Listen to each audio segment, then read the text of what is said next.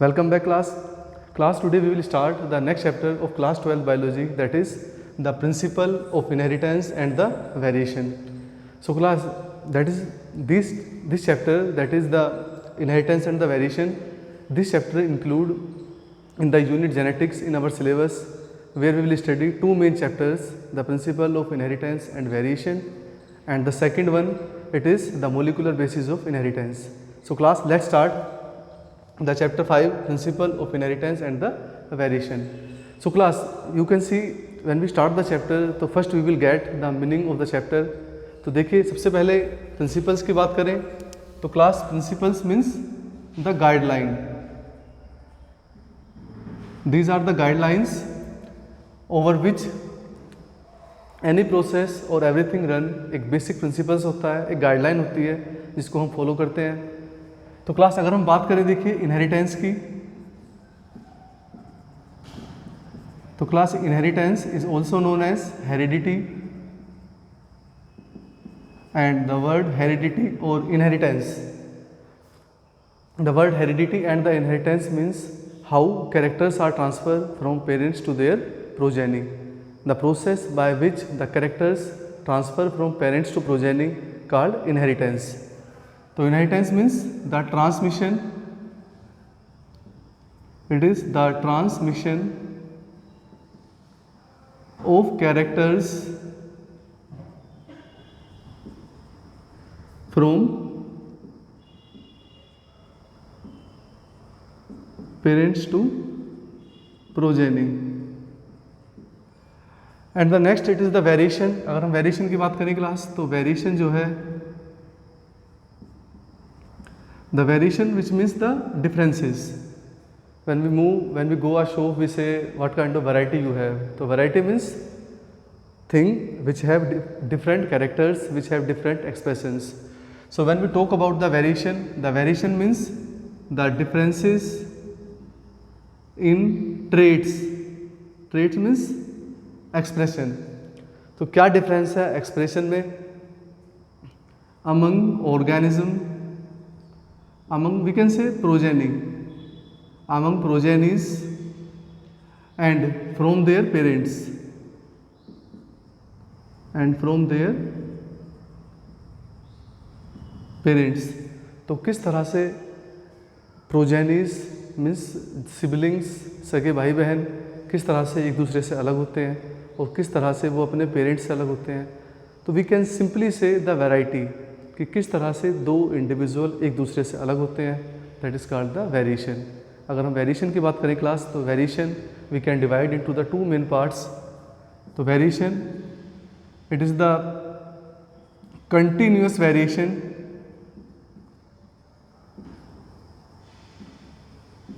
And second one, it is the discontinuous variation. So class, what does both these terms means? So when we talk about the continuous variation, तो continuous means which regularly present in the population, जो हमेशा population में present होती है. So they are the most common and they always present in population, always present in population. They always present in population. It simply means कि common variation है कि किस तरह से हम अपने इन्वायरमेंट के साथ एडोप्ट होते हैं. हमारे पेरेंट्स जिस इन्वायरमेंट में रहते हैं वही इन्वायरमेंट में जो वेरिएशन भी डेवलप करते हैं जिससे कि वो सर्वाइव कर पाते हैं, तो वो सभी वेरिएशन ट्रांसफ़र की जाती है हमारी तरफ, और इस तरह से हम भी उस इन्वायरमेंट के लिए since our birth we are adaptable. तो ये हमेशा पॉपुलेशन के अंदर रहती है. अब देखिए कंटिन्यूस वेरिएशन आती कहाँ से है? They occur due to reshuffling, they occur due to reshuffling of genes. तो जीन्स के रीशफल होने की वजह से, तो जीन के रीशफलिंग होने की वजह से किसी भी पॉपुलेशन के अंदर कंटिन्यूस वेरिएशन आएंगी जो लगातार चलती हैं, जनरेशन टू जनरेशन हमेशा प्रेजेंट रहेंगी, मोस्ट कॉमन है. लेकिन हम जब बात करेंगे डिसकंटिन्यूस वेरिएशन की, so this discontinuous variation are formed by mutation. These variation occur due to mutation. So mutation, they are the sudden inheritable changes. They are unpredictable. These variation are unpredictable. So formed by the mutation. So class, mutation is also known as the saltation, or they are also known as sports. Unpredictable variation, they are not present in the population, and these variation just occur suddenly. They are inheritable but they are not predictable. हम इसका अंदाज़ा नहीं लगा सकते कि कब ये variation population के अंदर अपीयर होंगे. अब देखिए, तो we can say they are not common. These variation are not common in the population. तो क्लास इस तरह से हम वेरिएशन को क्लासीफाई करेंगे. तो देखिए, इसके बाद हमने दो चीज़ें पढ़ी. देखिए, एक था इनहेरिटेंस और एक था variation. And when we make the combined study of inheritance and variation, then when we make the study of inheritance and variation, this make a branch of biology. Branch of biology, we can say science, and that is called the, and it is called the genetics. So from this point the genetics arise, that the study of inheritance, कैसे हम study करते हैं inheritance को और variation को, तो that is called the branch of biology called genetics. तो class genetics जो टर्म है हमारा, that term is coined by, इस टर्म को जो था प्रपोज किया था, coined by the Bateson. So Bateson in 1907 coined the term genetics, and the basic principles of genetics, they are given by Sir Gregor John Mendel.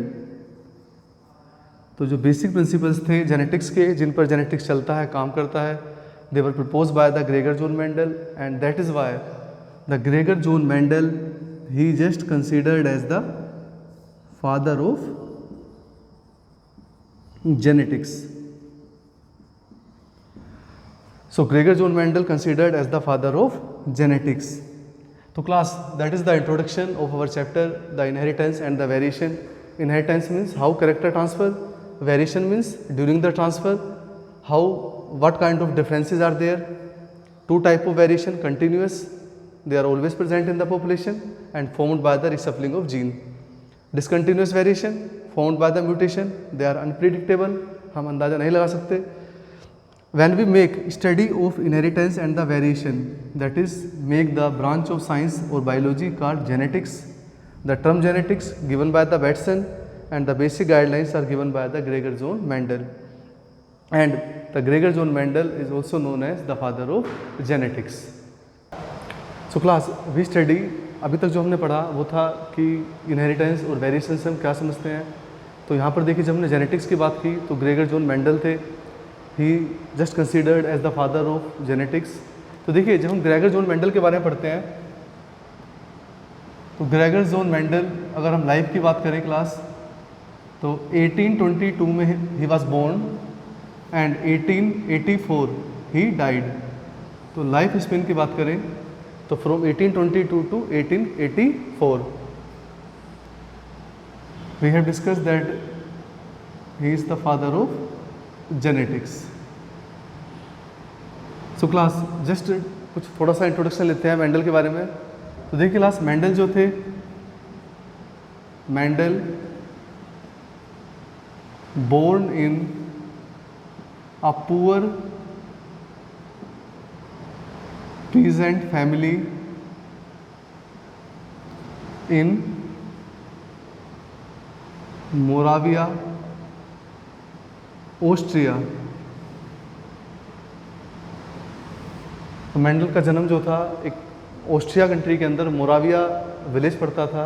वहाँ पर एक गरीब पीजेंट फैमिली, एक खेतीहार किसान जो होते हैं जिनके पास कुछ ज़मीन होती है, तो ऐसे एक पुअर फैमिली के अंदर ग्रेगर जॉन मेंडल ने बर्थ लिया। Gregor John Mendel actually he was the first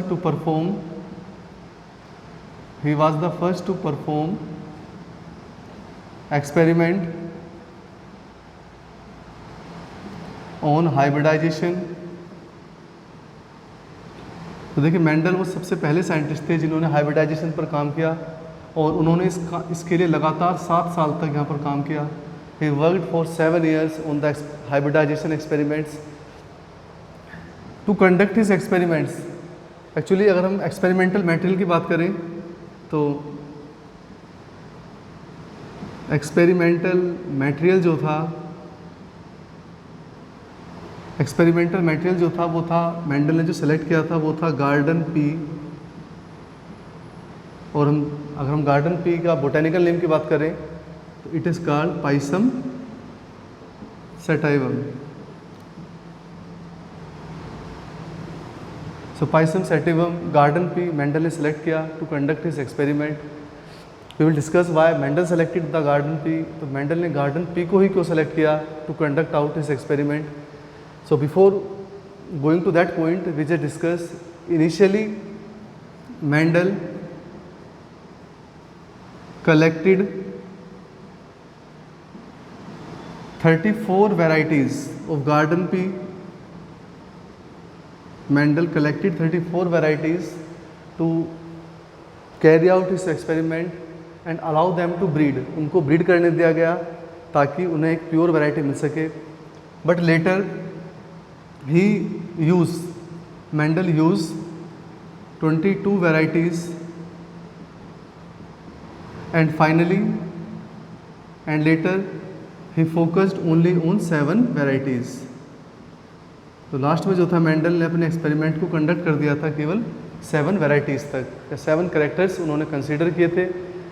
because on that time the various calculating devices were not available, so it is quite difficult for the Mendel to handle such enormous data. So that's why he collected 34, he shot out them 22 and later he focused on the 7 varieties or the 7 characters. Okay, reason why Mendel selected garden pea. तो देखिए why Mendel ने garden pea को ही क्यों select किया। Why Mendel selected garden pea.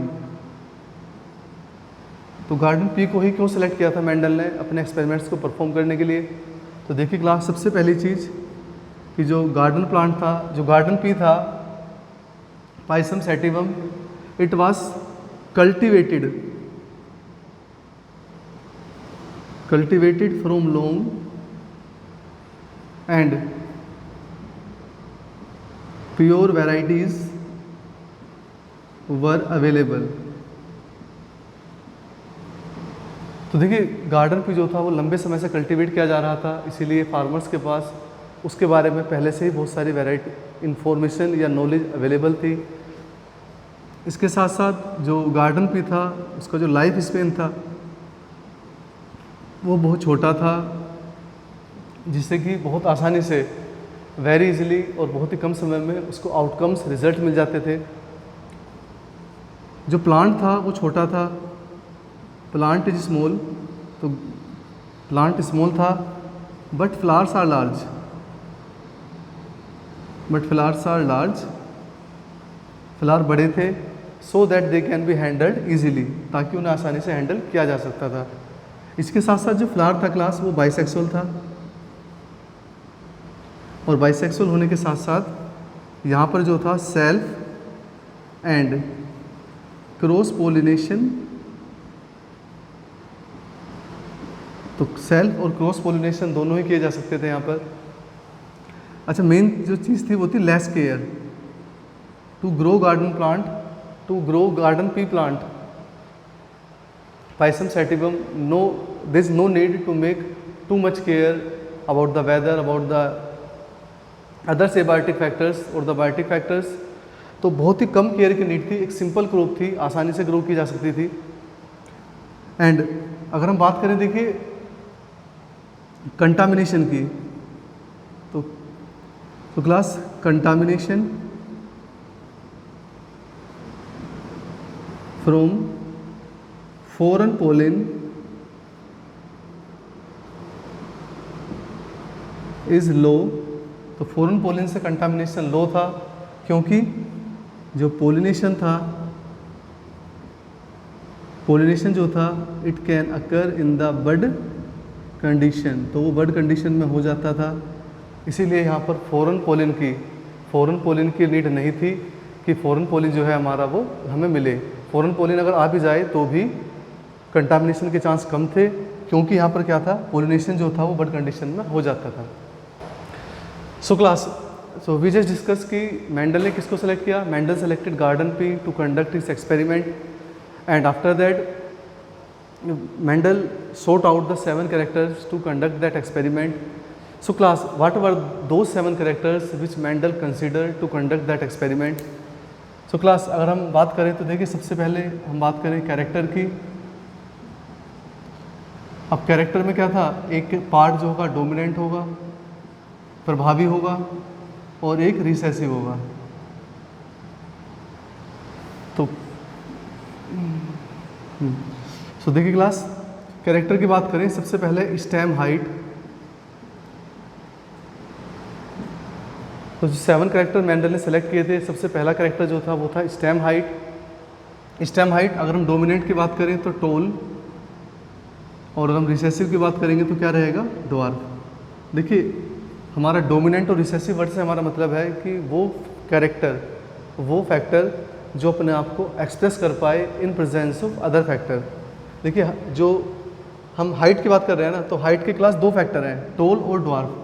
अब ये 2 factor जब एक साथ आएँ और तब भी वो अपने आप को एक्सप्रेस कर पाए, तो ऐसा फैक्टर डोमिनेंट कहलाता है, और जो डोमिनेंट के ना होने पर एक्सप्रेस करे, that factor is called recessive factor. So stem height, toll, dwarf रहेगा। अगर हम बात करें class flower position,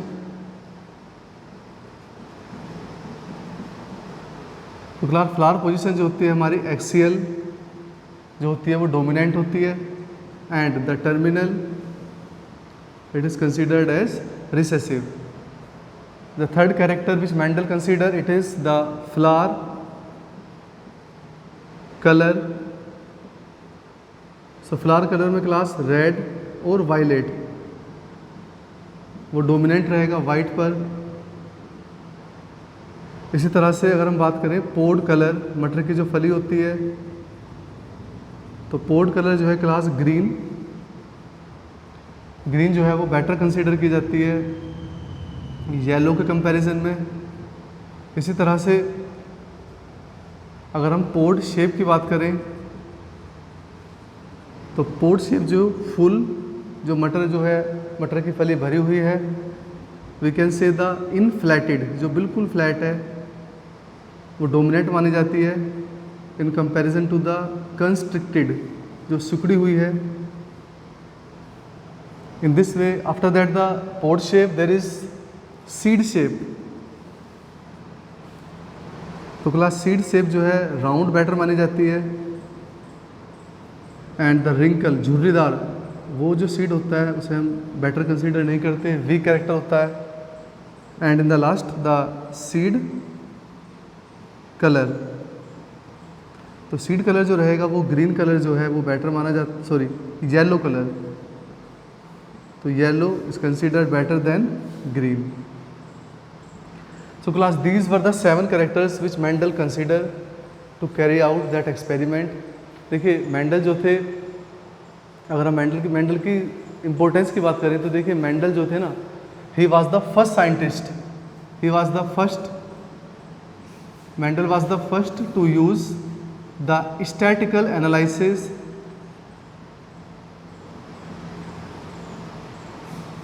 and mathematical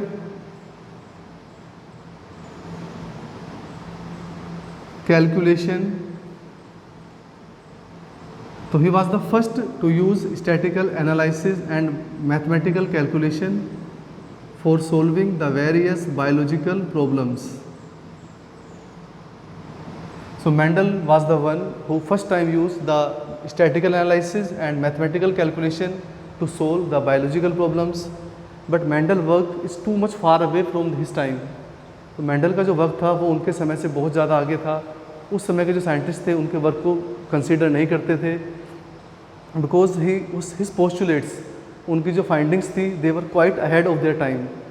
after the death of the Mendel his pupils, 3 persons, that is the Hugo, De Vries, Correns and Tessermark, they just take out the papers, they just find the Mendel works and gave the actual credit to the Mendel for his remarkable work. तो देखिए जो वराइस थे, वराइस ने क्या किया, he just found the original papers of Mendel and published them in Flora, in a magazine Flora. He published the original paper of the Mendel. अगर coherence की बात करें तो कोरेंस ने क्या किया था, he just convert the conclusions of Mendel into laws. So class 7 characters की हम बात करें अगर, तो स्टेम हाइट है, flower position, flower colour, pod shape, seed colour. Class genes की बात हम करेंगे जब हम क्रोसिस को पढ़ेंगे। देखिए जैसे टोल है, हम टोल को डिनोट करते हैं कैपिटल टी से। कैपिटल जो लेटर रहेगा वो हमारा डोमिनेंट को रिप्रेजेंट करेगा, ड्वार्फ को स्मॉल टी से हम कर सकते हैं। एक्सियल पोजीशन जो होती है ए लेंगे, तो टर्मिनल के लिए हम स्मॉल लेंगे। अगर हम रेड या वायलेट की बात करें, रेड के लिए हम आर लेंगे, तो इसी तरह से हम यहाँ पर स्मॉल आर ले लेंगे। ग्रीन के लिए अगर हम जी लें तो हम यहाँ पर क्या ले लेंगे, स्मॉल जी। अगर हम फुल या इनफ्लेटेड के लिए आई लेंगे तो रिसेसिव जीन आई रहेगा।